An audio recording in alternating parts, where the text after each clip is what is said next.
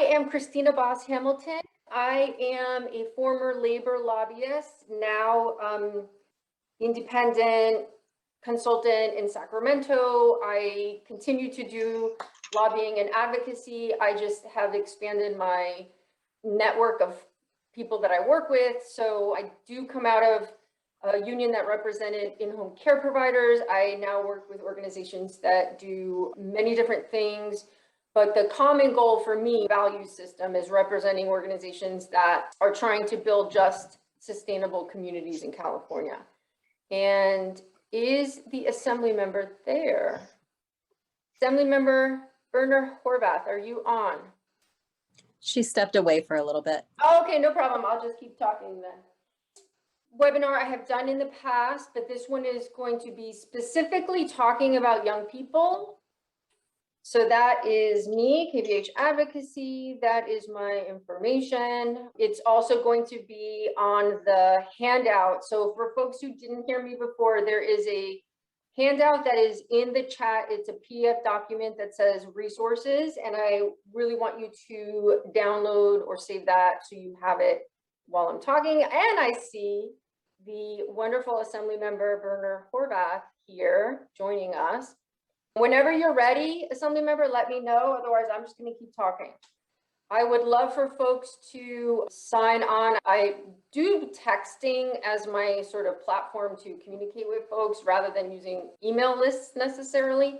So if you are interested in kind of getting heads up on the next webinars, actually launching a podcast, happy and so thankful to have Assemblymember Tasha Boerner Horvath here with us today, representing the 70th Assembly District, which is in San Diego County. Assemblymember Boerner Horvath was first elected in 2018, the year that I like to refer as the year of the woman, which was 2 years after that horrible man was elected president and everybody got compelled to run for office.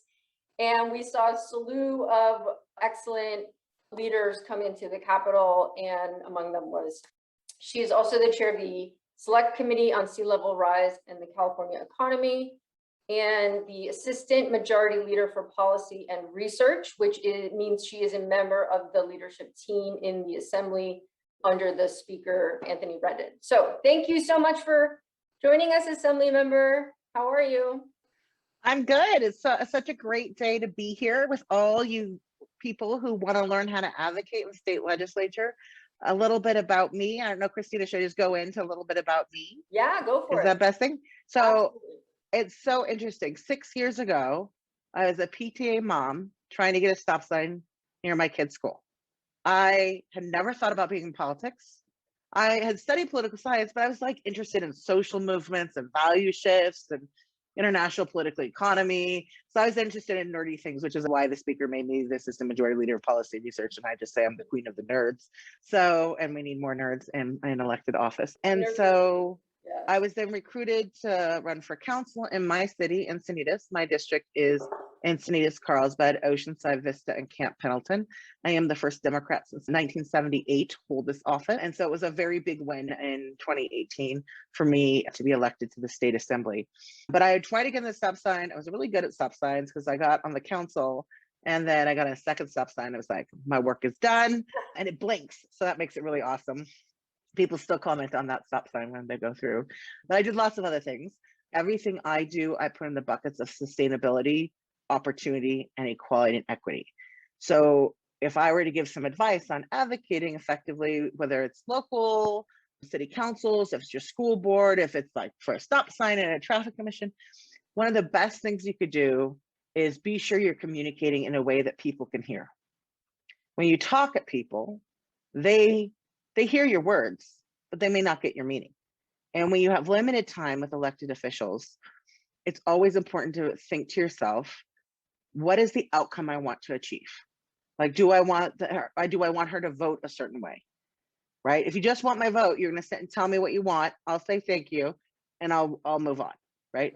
If you want to engage me, then you'll ask questions like, what is, how does sea level rise affect your district? Right? And then that's engaging. So it's really important for folks to come in and think about what is the outcome. That's what actually even though I never wanted to be in politics, I never thought about being in politics. I did marketing communications for 15 years. What makes me effective in both that city council role that I have from 2016 to 2018, as well as the state assembly, is the ability to communicate. And I come from, it's a nonpartisan thing, parent teacher organizations, by definition, nonpartisan. You basically want the best stuff for your kids, right? Yep. And that's universal. And so finding those universal messages we all agree on, That's right. and communicating in a way that people can hear, and being clear about the outcomes you want to achieve. That's right. And so those are kind of some of my tips on advocating. And I can say from my personal experience, there are people who take really aggressive stances. And there's sometimes where we do feel so passionately about an issue that we are aggressive. But just know that that aggression works both ways. Like if your outcome is to get my vote and you're protesting outside my kid's school, or you're putting my family on social media, what do you think that invasion of privacy will mean to me and how I will react? Right? So there are more effective ways to advocate. And by knowing what your legislator or your local city council, what your local school board, where they stand, it makes it easier. So if you wanted to talk to me about sustainability, well, I talk about sustainability all the time, right? And so you could say, Tasha, or Assemblymember, you always have to call people by the title. I just say Tasha because Boerner Horvath is a really complicated last name. And clearly I did not know I was going to get into politics. When I took my husband's last name, he took my last name. So I'm Boerner Horvath, he's Boerner Horvath, the kids are all Boerner Horvath. None of us had any idea that's what we were doing. And so the effective thing is to say you have an issue around greenhouse gas emissions and a certain climate change bill, right? Or recycling. Recycling is a good one. You really feel passionate about recycling. You don't want to see single-use plastics on our beaches, in our streams, and our waste. You want to make sure we're reducing greenhouse gases, and so that we have a planet for our kids, right? Yep. What you would want to know about me, and that's kind of your research, is like, okay, she is an advocate for sustainability. She talks about sustainability. That's right. That's good. So I'm a friendly person. So you don't need to convince me of something I'm already convinced of. Right. What you may want to tell me is how my community supports that thing that I also agree on. Right. So that's a really good way of. This is a super segue. And by the way, your story about the stop sign is like literally the symbol or the perfect example of all politics is local. You can't get more local than a stop sign. Nope. And it's still there. And I go by it every day. And I was like, all these kids. So I got that stop sign in 6 years ago. And just to let you know, today we have hundreds of kids biking and walking to school because that stop sign made it safer for them to do so. Like, it's also important when you advocate for something to go back and tell the person who, maybe voted your right way or supported you what you wanted, to say, thank you, look at the difference it's making today. Because sometimes we see that and sometimes we don't. So really appreciate all of you. Christina, you're so fabulous for doing this. I know they've been popular throughout the state. Really appreciate you coming in and talking about all politics are local and really how to get our youth, activated. I have a 10 and 13-year-old and my son he learns most of his political speaking skills from John Oliver, which may or may not be good. So, there's that. So, well, let me ask you a quick question then. So sure. How would young people, actually anybody, organize their communities locally to impact what is happening in Sacramento? And we want the legislature to do a certain thing. We as individuals can make a phone call, right? I could see you and say, please do this, but that's me, right? How do I embark on organizing a community as a voice and then activating that community to send a message effectively? And so I'm interested in your thoughts on what does community advocacy look like, and how do you think groups or organizations can best use their time? Like, what should they be doing and what should they not be doing? Yeah. So when I would think about community advocacy, I would go back to my stop sign because I was just a community advocate, right? Like I was just a mom who was waiting 45 minutes to pick up my kids. I'm like, why are we emitting greenhouse gas emissions and idling for 45 minutes picking up kids? And we got that down to 12 minutes, by the way. That was what we got it down to. So people stopped wasting 45 minutes of my time. But what we did is, and it's a great framework to think about things in, is what can we do to make a difference? What do we need a company or administration to do to make a difference, to reach that outcome you're trying to achieve? And then where does government play a role? So for example, with our stop sign, we knew we could space out the parents. We knew we could change our drop-off lanes, but we knew none of that could happen without that stop sign going in. So it was a very powerful thing saying we could reduce the backup on a major road from parents waiting to drop off their kids for 45 minutes. I would think we reduced the time waiting on the major road to 3 minutes is actually because we ended up building a queuing lane as well. So we said, what can we do? Well, we could educate the parents. We could create drop-off lanes. What can the school do? Well, the school could give land to the city so we can create a queuing lane so that they're queuing off of the main street.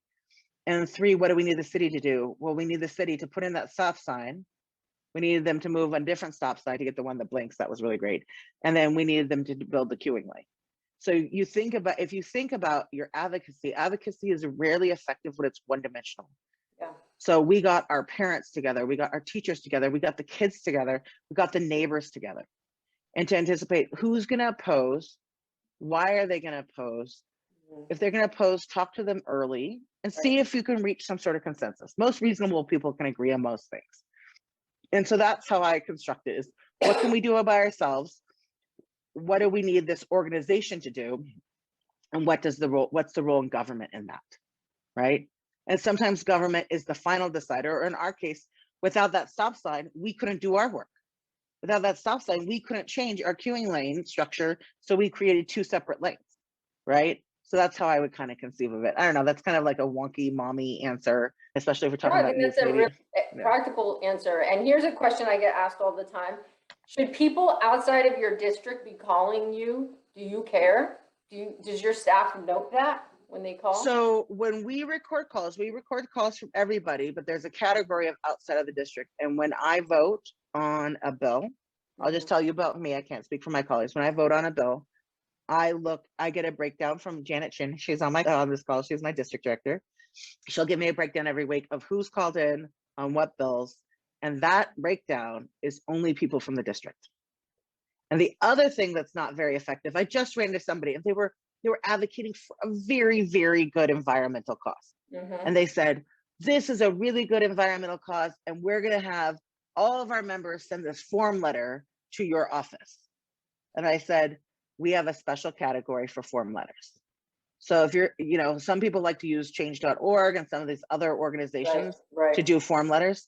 Those letters get put in a separate category because it's because they can be misused. So while you might use it for the right purpose, they can be easily misused. And people say, to get more information from your legislator, click here. And it's actually a form letter that people aren't reading the details of. That is a position they may or may not have. So the form letters can be misused. So they go in a separate category. So if we get 50 of the same letter, it counts as 1. Very important information right there. Phone calls, emails, social media, what's the greatest priority in terms of outreach to you? So I would say that the phone calls are the most important.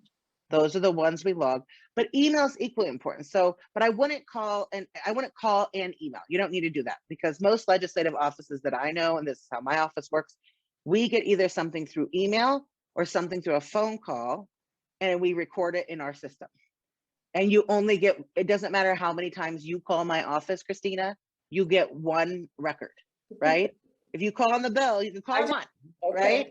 So bombarding offices with the same 5 people calling is not an effective strategy, because what it shows us are 5 people care very passionately about this, but you'll be recorded in our system once, right? As this person opposes the bill, which does go in, like when we go in, we have an electronic tracking system. So when people file actually personal letters through the committee portals on position bills, that actually gets recorded, and I can go in, I can say which organizations oppose, and I support which organizations oppose, and I see constituent positions. So if my constituents are using the Assembly legislative portal to submit letters of support and opposition, I see that too. Would I take that into consideration? Because somebody's taken the time out of their day to go in, fill out a letter, upload it to the system. And then I was like, oh, there are 20 people who care about this issue.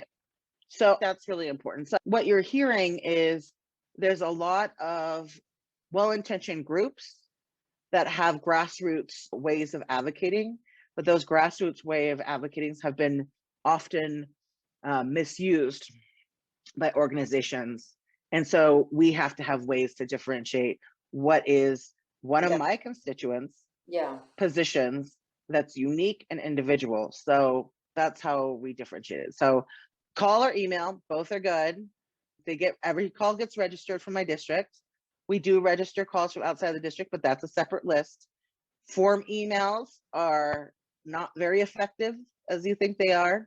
That's just not how it is. Even if they change slightly, and they're an individual letter, but the ones that are generated where we get hundreds of them, we know that somebody just clicking, right? And often those are outside of the district too. And then, there is the position portal on every bill that is being heard in committee.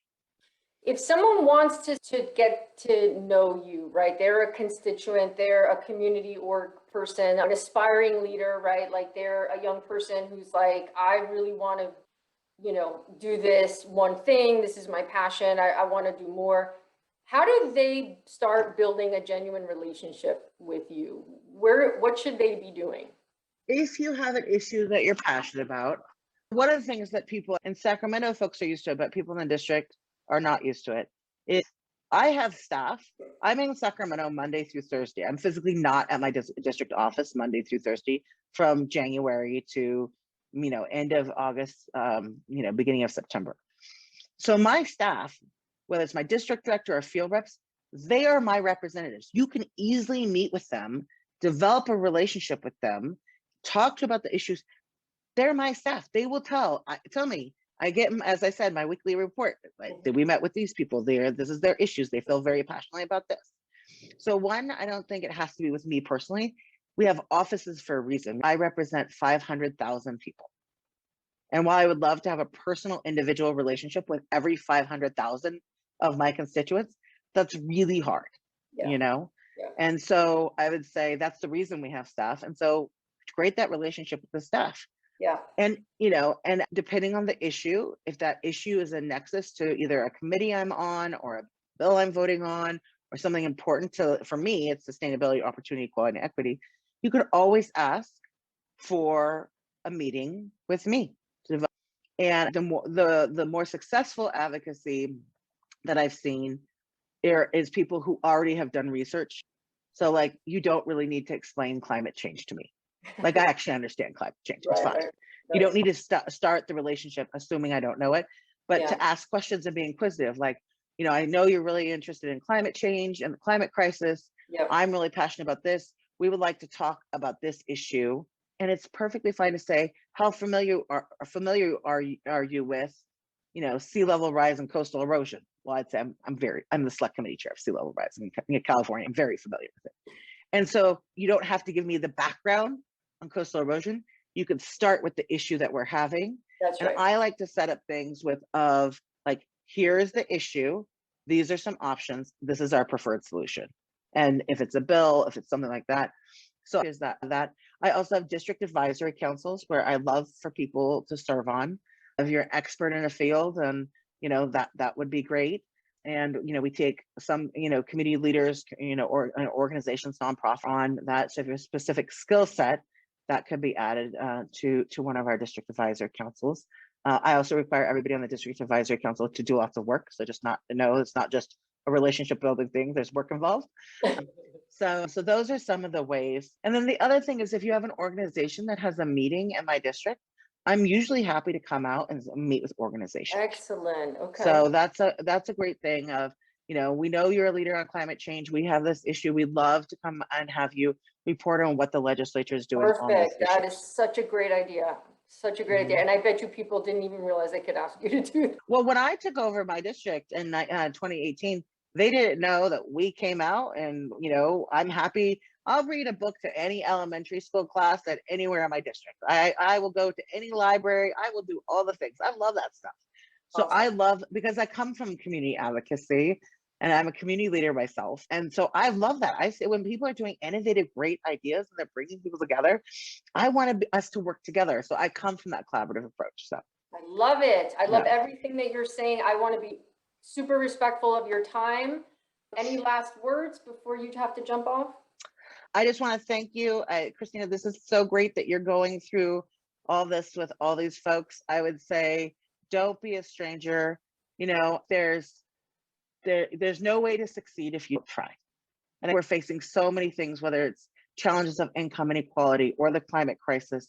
There's so much facing us that I'm not going to solve those problems alone. I can never solve it as your assembly member alone. Yeah. It has to be our solution together.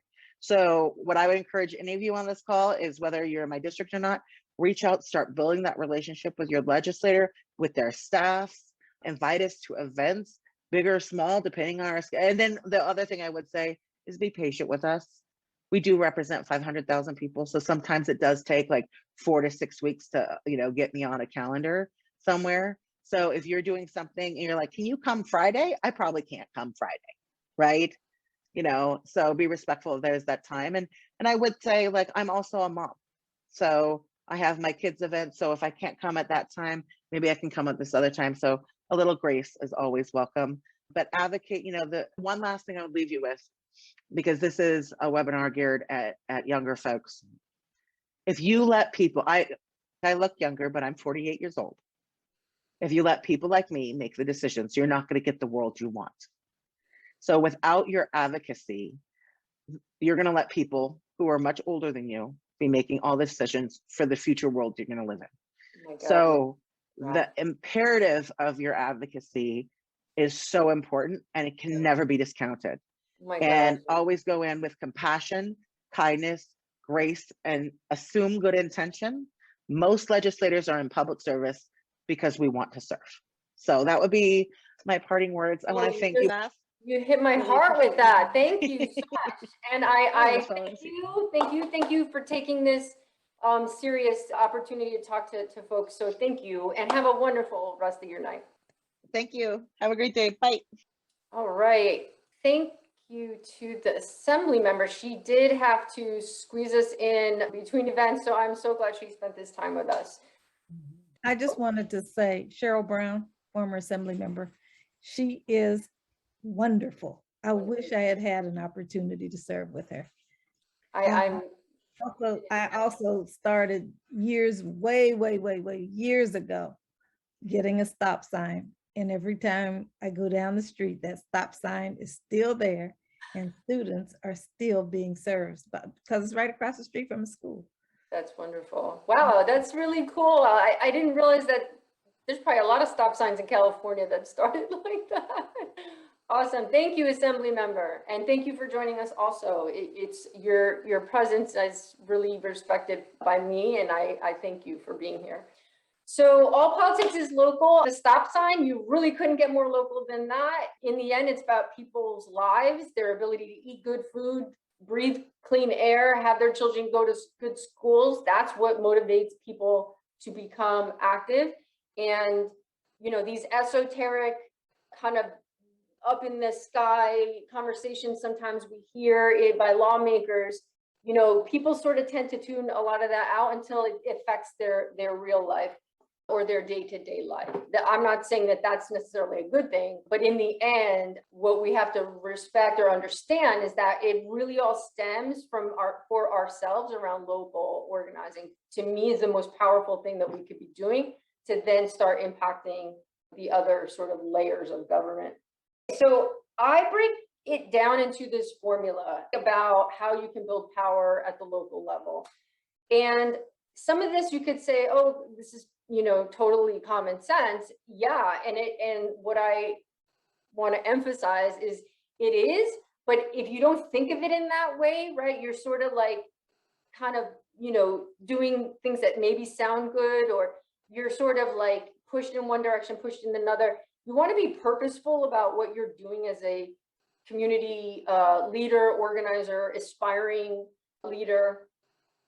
Everything that you're doing should be either growing the network, your network, and activating your network. Those are the two things that will get you to a place of building some significant power and influence. So when we talk about growing your network, alliances and coalitions, I know that's another thing, again, common sense, really, really important. And it's hard to do this. And in fact, I was telling someone the other day, people whose kind of role is managing coalitions, that's a really serious skill set. So I don't say this like, oh, just go out and form a coalition. Good, real, genuine coalitions take a lot of investment of time, building trust, energy, doing all of that. But the value is so worth it, because you may be one group or one, entity that perhaps you're in San Diego and that's where you are, right? We know the legislature is comprised of representatives from all around the state. Being able to form alliances with groups around the state grows your footprint and your ability, if you're acting in unison, to have that much more reach and that much more effectiveness in terms of messaging and getting the votes that you want.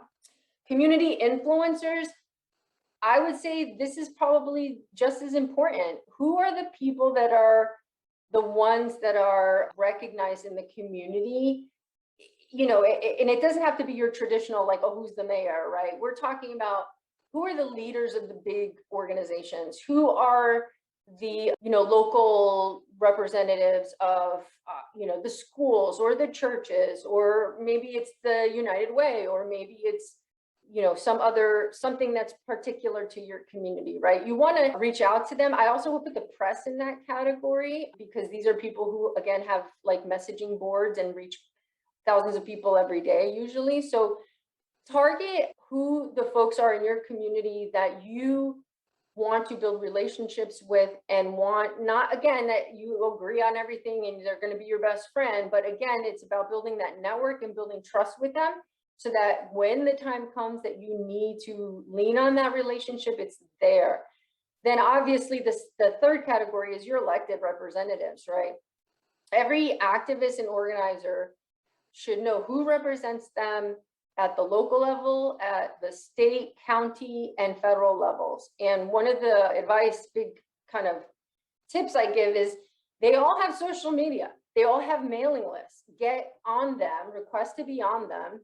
And most of them do community coffees. They do events, social events. Go, introduce yourself. Say, this is who I am. This is what I do. This is what I care about. You want to invest time in them seeing you, and over time them kind of knowing who you are and trusting that you're a genuine person, that you care about a certain issue. And then that is really what builds the relationship over time. And that is something that not enough groups do, especially at the local level. We tend to have this culture where everyone just focuses on Congress or the White House, or they only get engaged once every 4 years when the president is being elected. Local government is probably, in a lot of ways, more important than who's in the White House, at least as it comes to bread and butter issues and decisions that impact your quality of life. So I want to throw that out there as well. In the end, it comes down to relationships. And I'm sure you all know this, but I kind of want to really reiterate it. The coin of the realm in politics, in legislation, in advocacy is relationships. And the broader and the more relationships you have with people who wouldn't be your typical ally, find non-traditional organizations, find groups that maybe you don't have much agreement, but there's one issue you can have unity on. Those are the kind of relationships you need to be investing your time into. Traditional and untraditional coalitions. I want to tell everyone there are central labor councils all over the state. Actually, they're all over the country. Central labor councils are how AFL-CIO unions are organized. This is another kind of community influencer that I want you to reach out to. You can use the link, and the link is on the resource document. So I will send it to you via email afterward. But a lot of folks don't even know that they have a central labor council, or who they are, who these local unions are. Those are absolutely worthwhile relationships and building trust to do, because when the time comes to do advocacy, labor tends to be extremely well organized and has, you know, members that are trained on how to do lobbying and all, you know, all the sort of pieces that come with that. Neighborhood associations, statewide associations, you get the picture. Here's a insider tip for you. Who are your allies? Look at a relevant bill, and it doesn't have to be right now, like a bill from this moment in time. It could be last year, it could be even a couple years ago.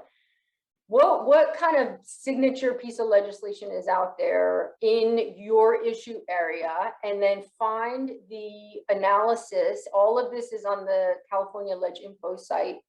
You can download all of the analyses of these bills, which will list who the opponents and the supporters of the bill are. That's what the assembly member was referring to in terms of the online portal. That's like a kind of new thing where organizations can sort of send them into this portal and then they get distributed. Why is that helpful? You may not know these groups exist, and yet they may have a very similar mission to yours, and maybe they're doing the same work that you are and you guys don't know each other. That's a really easy way. Now, it's not going to be everybody, because it's only going to be organizations that submitted letters before the sort of deadline to get listed in the analysis, but you'll find a lot of groups on there. I regularly am like, oh, who's this? Like, let me go find out, you know, who runs this? What are they about? Where are they located? Community influencers, I already talked about. And this is another one of those common sense, but if nobody actually thinks to do it, it doesn't happen. Find out who your community people know. Maybe they went to school with someone. Maybe their kid goes to school with somebody. Maybe, you know, their great uncle is, you know, best friends with the person who, you know, is the editor of the LA Times or whatever, right? All of this to say, use the resources that you might have right in front of you that you don't even realize you have. And that is and so you do that by surveying your own constituents. Again, everybody, please jump in. I'm trying to talk fast so I don't run out of time, but 100% welcome question. This is a fabulous website to find all your representatives down to like the dog catcher in one place. So you won't be having to go to all different websites. Excellent starting point to figure out who you should be reaching out to. Again, get on their mailing list, follow them on social media, go out when they are out, introduce yourself. Request a meet and greet, like the assembly member said. If you are passionate on an issue, she is the chair of the Committee on Sea Level Rise. You live and breathe sea level rise. Request to have a meeting with her. Talk about maybe idea you have or something that happened, you know, in terms of legislation. This is all completely possible. Again, just wouldn't know to do it unless you know someone told you to do that.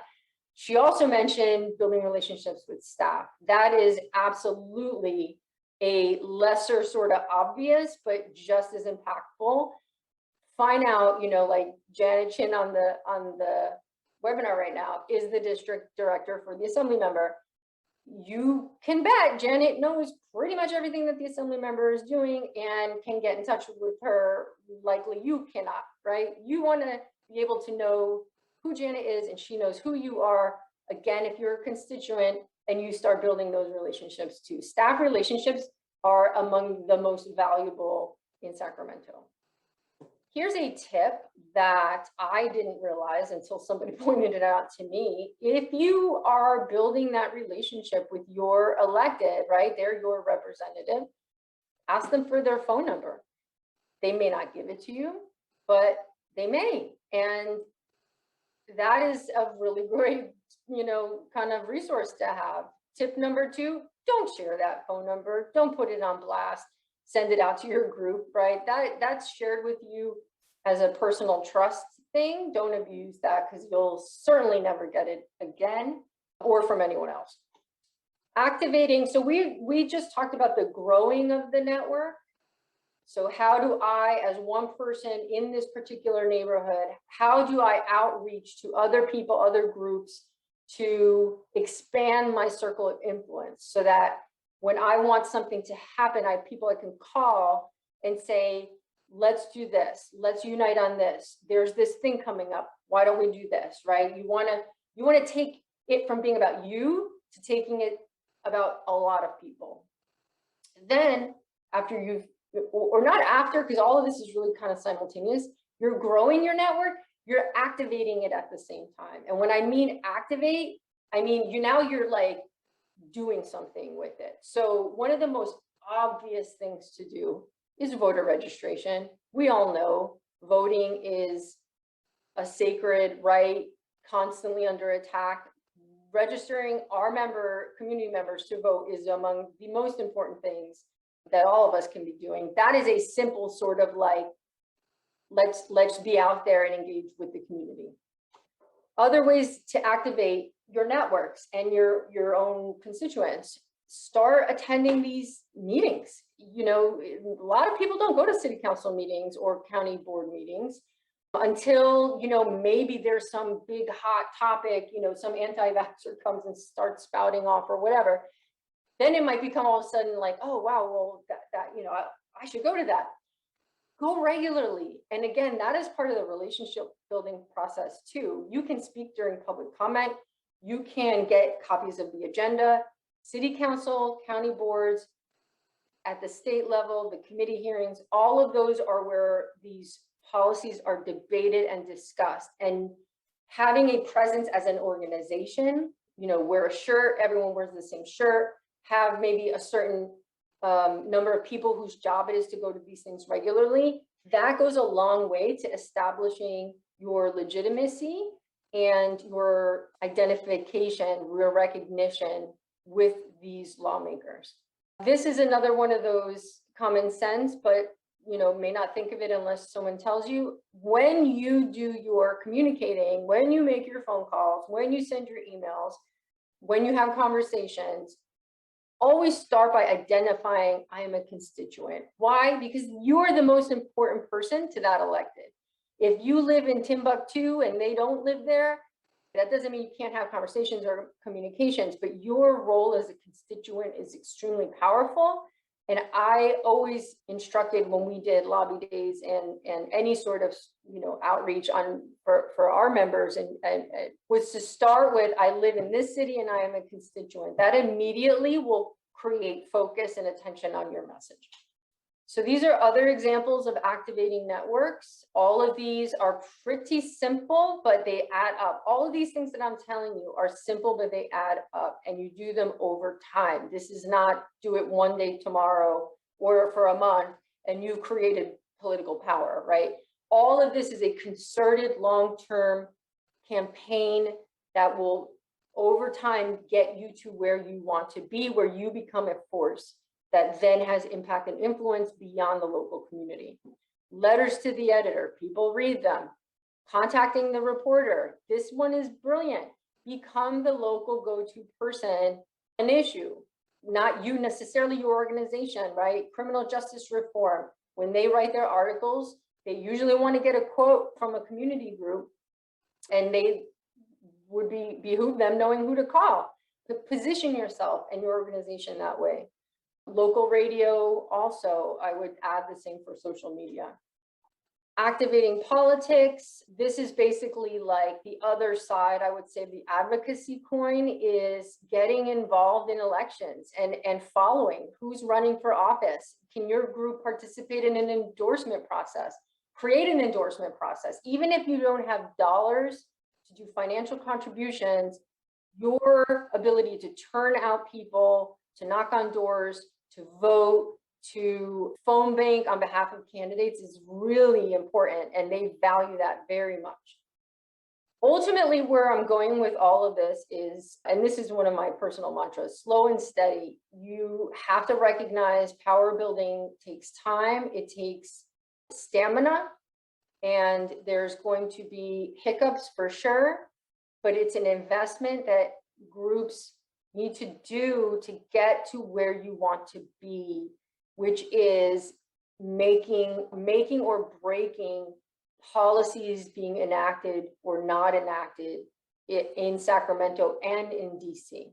And it doesn't start right away. It starts after investing your time and your energy into doing that. And it has to be done as a team. You can't do this yourself. You will burn out tomorrow. You'll get really resentful and walk away and never do activism again. Relying on a team of people who, you know, kind of take this on together, and it's really community building, is also a key part of this whole process. And so I'm going to close it down with, you know, think about power as a function of the relationships and the scope of the networks that you build, and how you then use those networks and what you do with them as you're building them. Because ultimately, one of the interesting lessons that I've learned doing advocacy in Sacramento for a long time is when you use the power you have, just the act of using it actually gets you more, because it's like flexing a muscle. In the act of the flexing, you're building your muscle. And I can't emphasize enough, don't be afraid to take positions, do campaigns, even in a kind of smaller form. It is in flexing the networks that you're building that you are going to actually continue to do more. And with that, I want to thank you and just open it up. I'd really love to hear feedback, even if you just want to say who you are and what your issue is. What do you work on? Where are you coming from? Are you in California? Maybe not, I don't know. So anyway, opening it up. Assemblymember Brown. Thank you. Thank you. That was wonderful. Thank you, thank you, thank you. Please send the slides. I was interested in coming on today because I'd like to see how we can get more young people to get involved with the senior movement in the state of California. That once they get involved with what we're doing with the Master Plan on Aging, it's for them in the future. It's not for us because we'll be gone. But I'd like to see how we could get more young people involved in this movement. Thank you. Do you have any thoughts to share in terms of tactics that you found effective when you were in Sacramento? Oh, Tara said it all. One of the things I try to tell people today, because we've been doing some kind of things here in the community, is please don't send a form letter. Please don't send for legislators to get form letters in my office. We would just kind of set them aside, not necessarily put them in the trash, but I have a box that came for my storage, and it has so many letters that came, and I'm not even the person that they should have sent those letters to. I said one day I would use it as a show and tell as to what not to do. You have a legislator that you are a constituent of that legislator, not other legislators. That's right. In my office, what we did was we would take that person who called and send them to their own legislator. My staff would actually look up who their legislator That was. was really nice of you to do that. That's the way we did it. Could have thrown it in the recycling bin. Yeah. No, but it really was important that people, that their voices are heard. This is a great, what you're saying is just, what you're doing here is really good for our young people. It's good for anybody who wants to have and who wants to be an advocate and wants to get things done in the state of California.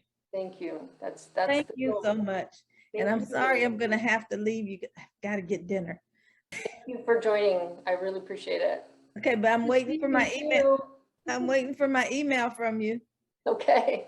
And we really do miss you in the senior. Oh, yeah, me too. I wish I could still work on that. Talk to you, Assemblymember. Be well. Subtext is the text platform that I use. They are actually a supporter of these webinars. And so I like to do a little shout out. If you are a community org, or actually any org or any entity that has constituents you want to be communicating with, I can't recommend it enough. It is So imagine an email list, you basically now have a text list, but it's not a group text. So you send a text and it goes just to that individual can respond back to you and it only comes back to you. It's a fabulous tool. This is how you join my text community.